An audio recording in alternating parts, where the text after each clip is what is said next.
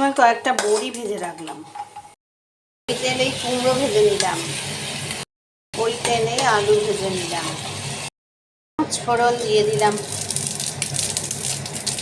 আলু ভাজাগুলো দিয়ে দিলাম,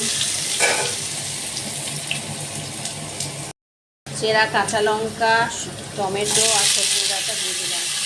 পরিমাণ মতো নুন মিষ্টি দিয়ে নিয়েছি।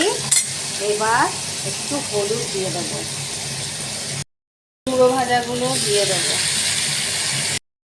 একটু জল দিয়ে দেবো, বড়ি ভাজাগুলো দিয়ে দেবো,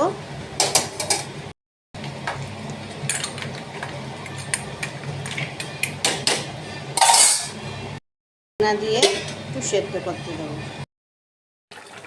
কুমড়ো আলু দিয়ে সজনে ডাঁটা দিয়ে বড়ি দিয়ে তরকারিটা আমার হয়ে গেছে।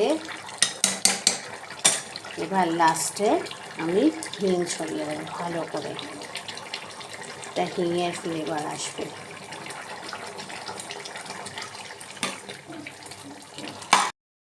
কুমড়োর তরকারিটা আমার এরম হয়েছে। রুটি, পরোটা, ভাত সবার সঙ্গেই এটা দারুণ লাগবে। একটা হিং দিয়েছি বলে হিঙের একটা ফ্লেভার আসছে।